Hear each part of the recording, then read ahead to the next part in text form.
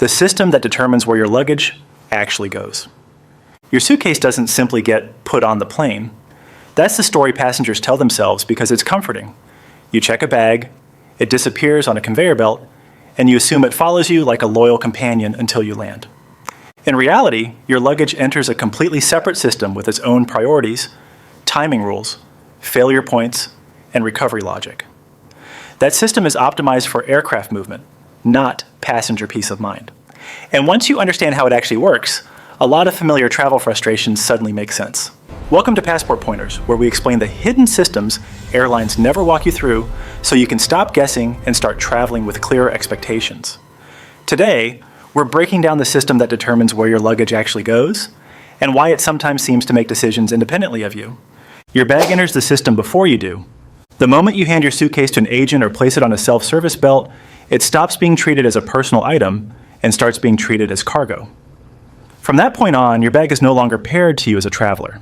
It's paired to a flight segment, a routing code, and a sequence of aircraft movements. That distinction is subtle, but it drives almost everything that happens next. Your boarding pass follows your itinerary and your real-time changes. Your bag tag follows logic that was calculated at the moment of check-in. If those two timelines drift apart, even slightly, the system defaults to the routing logic. The bag keeps moving as planned, even if you don't.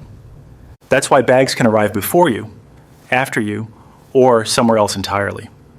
The system isn't tracking a person and their suitcase together. It's tracking a labeled object moving through a pre-planned logistics network, and it will prioritize completing that movement unless explicitly told otherwise. Baggage is managed by time windows, not destinations. Baggage systems do not think in terms of where you are going. They think in terms of whether a bag can physically make a loading cutoff.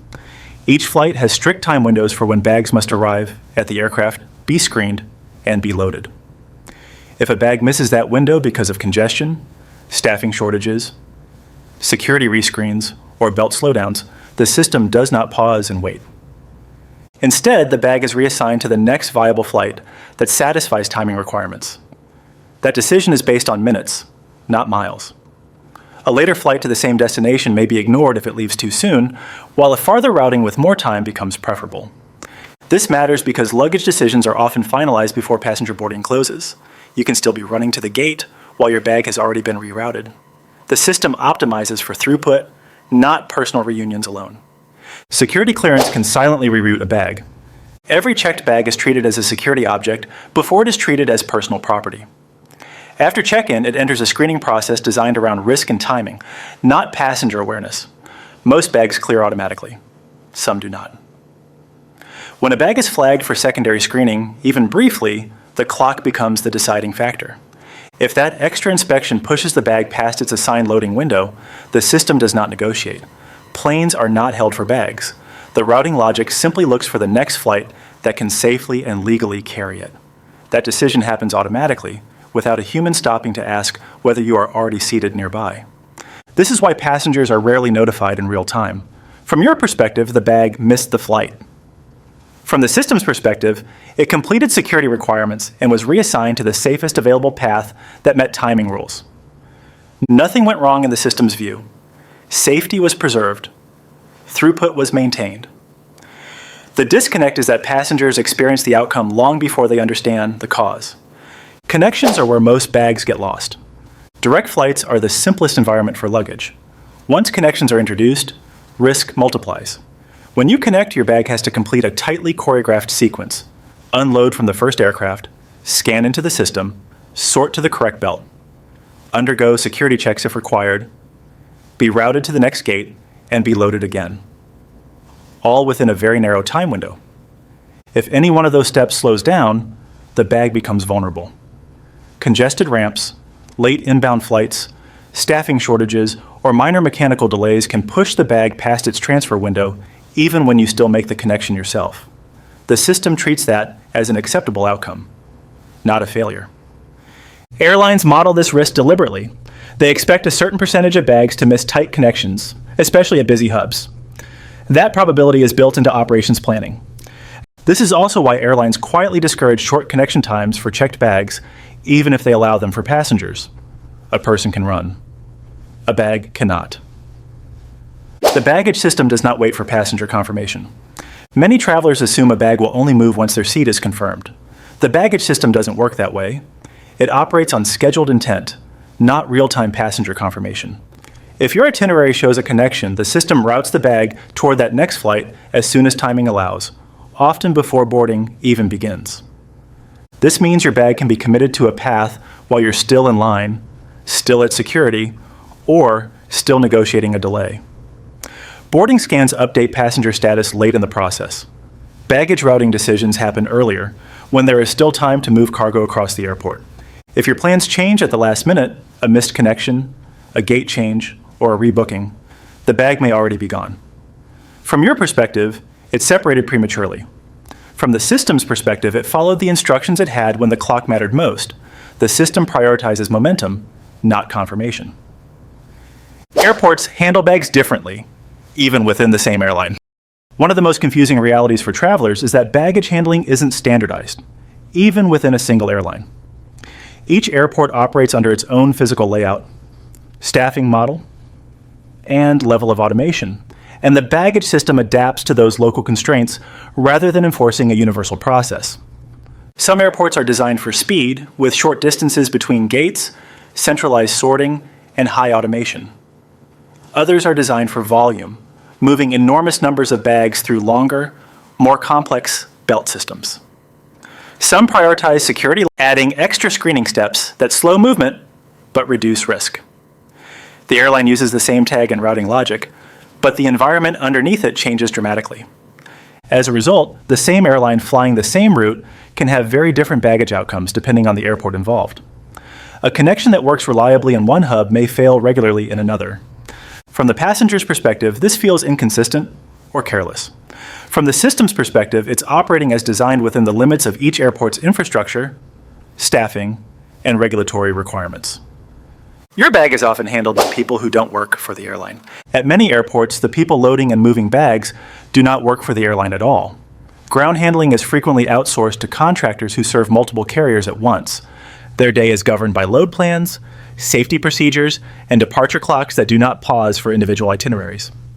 These teams work under strict time quotas, miss a loading window, and the aircraft risks a delay that cascades across gates, crews, and connections. In that environment, priorities are clear. Get the plane out safely and on time. Customer satisfaction is important, but it is downstream from departure performance. This incentive structure explains a lot of confusion. A gate agent may say your bag should make it, while the ramp team makes a different call minutes later based on weight, balance, or timing. No one is lying. They are optimizing for different objectives. That gap creates delays, reroutes, and missed expectations. The system is designed to protect aircraft, not suitcases. When decisions get tight, the baggage system always defers to aircraft movement. Airplanes are the critical asset. They carry crews with legal duty limits, occupy scarce gates, and anchor schedules that ripple across a network.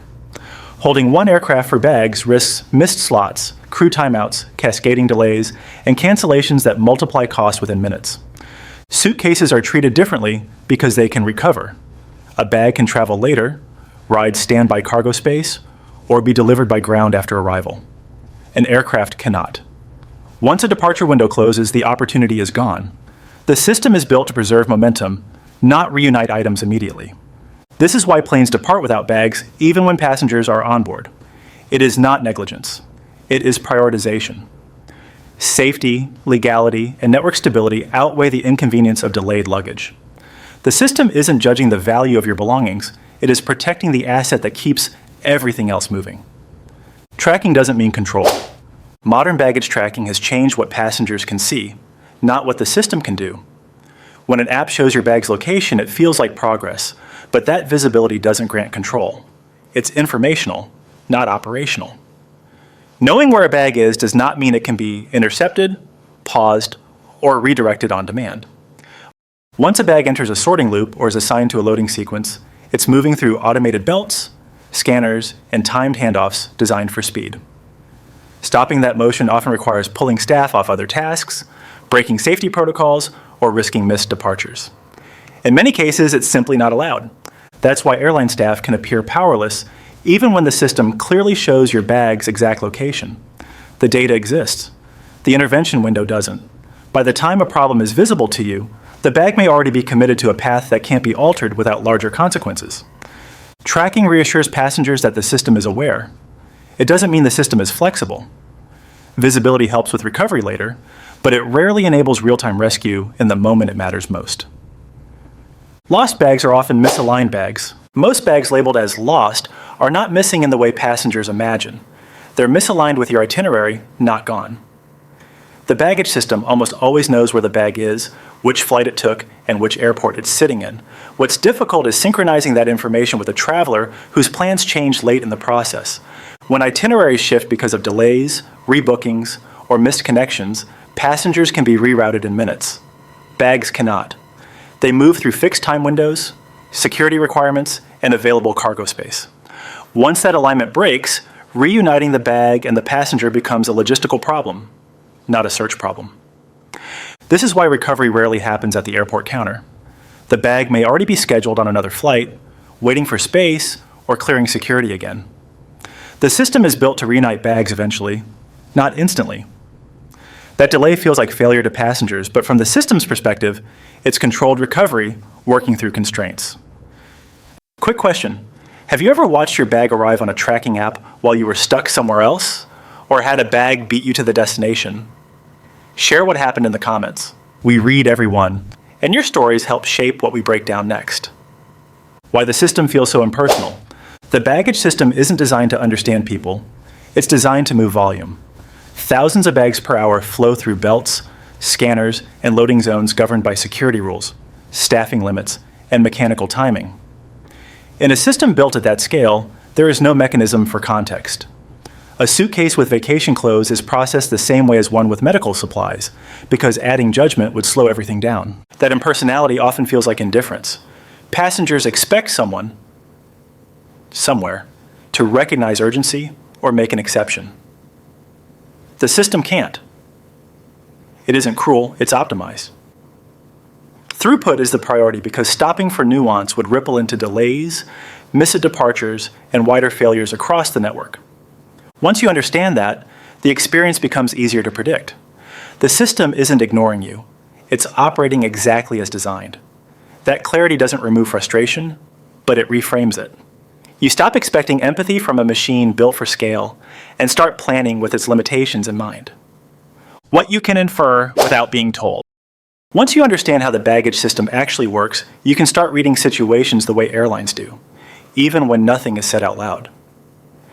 Tight connections with checked bags are riskier, not because airlines are careless, but because the time windows are unforgiving.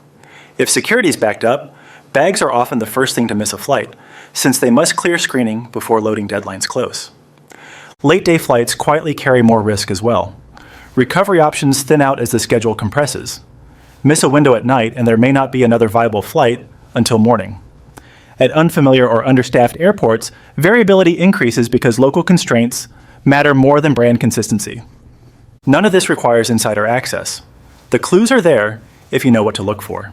The system rewards passengers who think in terms of time, throughput, and recovery paths rather than promises or assumptions. Once you adopt that mental model, baggage outcomes stop feeling random. They start feeling predictable, even when they're inconvenient. Why bags sometimes arrive undamaged but late. When a bag arrives late, passengers often assume something went wrong physically, that it fell off a cart, got mishandled, or was misplaced by a person. In reality, most baggage delays have nothing to do with damage or carelessness. They're procedural. The bag followed the rules. It just missed a timing gate in a system built around strict windows. Baggage movement is a sequence of deadlines, screening cutoffs, sorting windows, loading limits, and departure locks. Miss any one of them, and the bag is automatically deferred, even if it's sitting perfectly intact a short distance away. No one loses it. The system simply moves on without it. This distinction matters because it explains patterns passengers notice but don't always understand. Early flights tend to have better baggage outcomes because the system isn't backed up yet. There's more margin, fewer competing bags, fewer delays cascading forward. Careful packing protects against damage, not timing failures. A bag can be handled gently and still arrive late if it misses a procedural window. The system isn't judging condition, it's enforcing clocks. How airlines prioritize bag recovery. When a bag misses its flight, recovery doesn't happen on a one-to-one basis. Airlines manage delayed luggage in batches, looking for ways to move multiple bags efficiently through the network rather than rushing a single suitcase back as fast as possible. The goal is system recovery, not individual urgency. That means airlines often wait for flights with available cargo space that can carry several delayed bags at once. Even if a faster option exists for one bag, it may be bypassed if it can't absorb others. From the system's perspective, it's better to reunite 10 bags slightly later than to move one bag early and leave the rest stranded. This batching is why luggage can appear to take a scenic route. Your bag isn't wandering aimlessly, it's being slotted into the most efficient recovery path available at that moment. The system is optimizing throughput, not emotional relief. Understanding that helps explain why recovery feels slow even when the bag's location is known. What this means for how you should think about luggage. The key shift is this. Stop thinking of your bag as following you. Start thinking of it as moving through a parallel logistics network. When you do that, a lot of behavior suddenly makes sense. Why airlines advise longer connections for checked bags, why late changes increase risk, and why some airports are notorious for baggage issues. You don't need to fear checking bags, you just need to understand the system they enter. If you want another Passport Pointers breakdown that explains the invisible systems shaping your travel day, watch the next video that's popping up on your screen right now. Thanks for watching Passport Pointers, and I'll see you in the next video.